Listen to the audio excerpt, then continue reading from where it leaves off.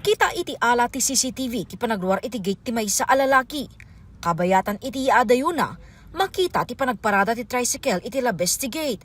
Ken di saan nga adayo, nakasarunumet ti maysa a motorsiklo. Iti saan a mabayag, binatog ti motorsiklo ti gate a nagapuan ti lalaki. Ken kalpasan na, nagpaputok ti naminsan adaras. Napasamak daytoy iti batog ti balay ti negosyante ken content creator ani Alexander Go iti Kapitulasyon ni Street Zone 2 Banguet Abra pasado alas 8 idi rabii. Istoryana madamadan nga agin inana idi nakangeg dati putok ngem saan da aninamnama nga itiruwar ti balay da. Nakaiddape di yung bingkon. So dati imo na nga na-alarma dyan ti putok kasi dyan si dati tawa amin. Dati nga side. Kalsada nga side.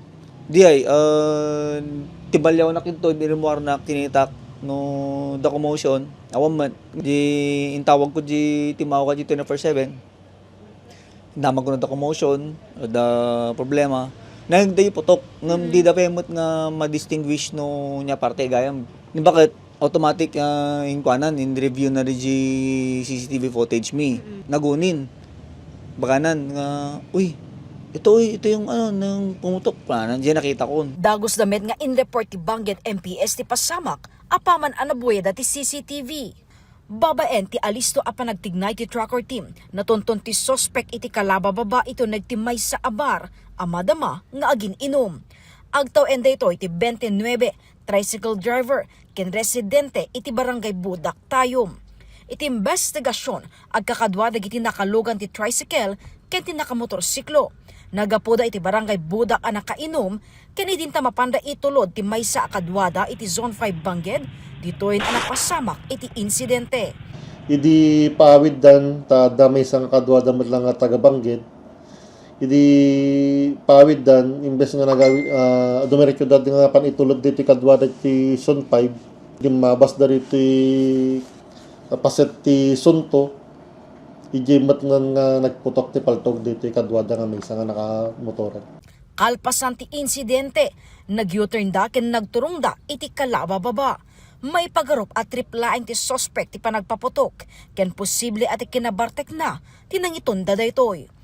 Ket base rito suspect tay ma'am ket napagtripan na lang kanumet nga pan pinutok di paltog na ito'y sango ti balay rito complainant tayo. Base mat ma'am ti review mi mat lang ma'am ti napalpalabas nga case dito pa lang ti umuna nga case na rito suspect tayo nga natin dito di rabi. Naala itikot ti suspect ti mapapati nga inusar na nga homemade caliber 22 revolver nga daan may sa basyo ti bala ken talo a live ammunition. Narekobre pa iti talo a bala ito neg ti bulsa ti bagna. Awan met tinaypakita na a dokumento ti imet na apaltog. Nagkedkeden ti suspect ang nagpa-interview iti news team. Sumango dayto iti reklamo nga illegal discharge of firearm.